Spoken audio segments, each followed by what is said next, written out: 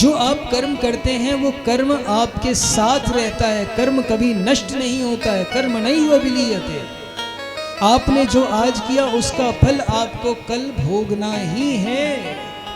अच्छा, इसीलिए हमने आपसे भूमि दान भी कराया है। पूछो क्यों? अच्छा, वृंदावन में कौन कौन बसना चाहता है? जो वृंदावन में बसना चाहता है हाथ ऊपर करके बताओ। वृंदावन में जन्म नहीं चाहिए आपको? किस किस को चाहिए? हाथ ऊपर करके बताओ। लगभग सभी को, है ना? अब जिसको नहीं चाहिए उसने नहीं उठाया, उसमें क्या हंसना। जिसका भाव है वृंदावन में बसने का उसने उठाया। अब लेकिन इस बार तो आपका जन्म या नौनेरा में हुआ है। नौनेरा पृथ्वी सिंह में, कुछ आसपास के गांव वाले हैं, हम नाम नहीं पता हमें उन गांवों के, जो भी है। अब कैसे मिलेगा? तो यहां ये बात सिद्ध होती है कि भूमि दान क्यों कराया। देखो, कर्म नैव विलीयते, यदि आप कोई भी कर्म करते हैं तो इस जन्म में नहीं तो अगले जन्म में आपको वो भोगना ही है, चाहे अच्छा या बुरा। समझ गए?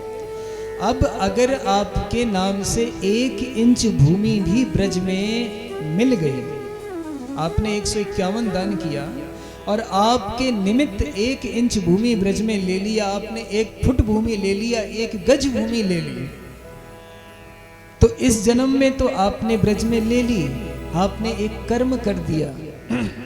क्या पता बिहारी जी आपके उस कर्म को अगले ही जन्म में भोगने के लिए आपको वृंदावन में वास दे दे, कि भाई इसने 1 गज भूमि खरीदी थी वृंदावन में, अब उसने भोग नहीं किया उस भूमि का, तो इस भूमि का भोग इसको अवश्य देना है। इसी बहाने से चाहे वो कीड़ा बनाए, मकोड़ा बनाए, बंदर बनाए, छिपकली बनाए, जंतु बनाए या मनुष्य बना दें, जो भी बनाते हैं वो हो सकता है कुछ भी बना के वृंदावन में पटक दें। सत्य कहता हूँ, यदि आप कीड़े मकोड़े भी बन के वृंदावन में जन्म ले लेते हो ना, तो भी आपका जन्म धन्य हो जाता है। प्रेम से बोलो। तो इसलिए हमने आपसे भूमि दान कराया कि जो जो भूमि दान जिसने किया है, ये मान लो इस जन्म में नहीं तो अगले जन्म में, अगले में नहीं तो अगले में, कभी ना कभी आपको वृंदावन में जन्म अवश्य मिलेगा, ये निश्चित है। इसलिए अगर वृंदावन में जन्म चाहिए, वृंदावन में वास चाहिए, तो 1 इंच 1 फुट या 1 गज या जितनी इच्छा उतनी अपनी भूमि वृंदावन में दान करते रहो। प्रेम से बोलो।